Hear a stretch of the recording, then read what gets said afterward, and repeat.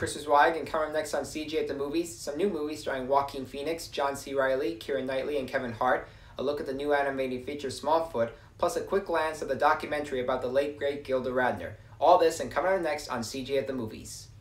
Our first movie is The Sisters Brothers, and it stars John C. Reilly and Joaquin Phoenix as two assassin brothers assigned with killing a prospector played by Riz Ahmed, who has stolen a formula that can make gold finding in the rivers easy. And also in the film is Jake Gyllenhaal as a detective hired to apprehend the prospector and turn him into the Sisters Brothers, but when he joins in on the experiment, things turn out unexpectedly entertaining.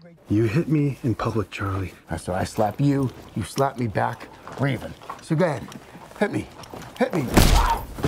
Based on the novel by Patrick DeWitt and directed by Jock Gaudiard, The Sisters Brothers is smart, funny, gripping, and emotional, with much of the credit going to the cast for creating such charming characters. The movie wants to live up to the great westerns without being so generic, and with such gorgeous sets and locations, honest humor, and unexpected turns, it does. If it comes to your local art house theater, check it out.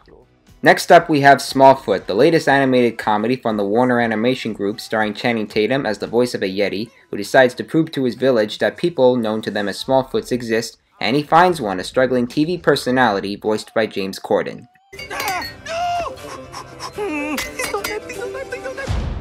So warm. Wait a minute, how's that? Nice and toasty all the way around. Sure, it has some typical animated comedy cliches, but underneath it is a good-hearted and flexible cartoon with such fun voices, delightful animation, likable characters, an honest story, and some good songs to keep both kids and parents entertained. Check it out!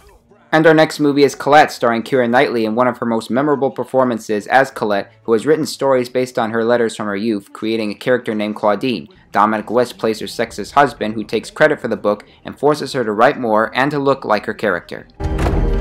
Right! You bastard! No one can take away who you are. I never knew about these two people and their literature, but the movie does a fabulous job introducing me to them. Knightley is radiant and West is fantastic in the ways they portray them, and even though too much goes on in the writing process, it still grabbed my attention. But more importantly, it serves as a fight against anti-feminism. Again, check it out.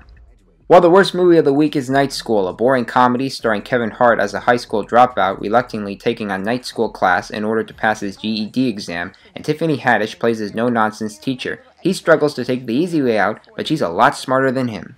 This book is kind of thick. I thought it'd be more like a leaflet.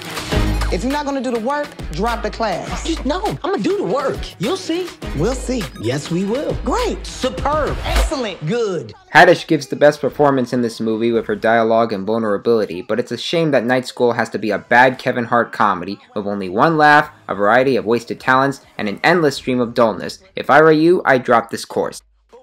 And finally, our last movie is Love, Gilda, a funny and emotional documentary about Saturday Night Live's greatest female star, Gilda Radner. Through her letters, voice recorder, and interviews from the people in her life, it shows us where she came from, the characters she's created, and the challenges she's faced before she passed away from ovarian cancer. Nobody can replace Gilda Radner, and I was moved by her story about humor and tragedy. If you love her work, then this is the doc for you. Well, those are the flicks this week. I'm Chris Zweig, and I'll see you at the movies.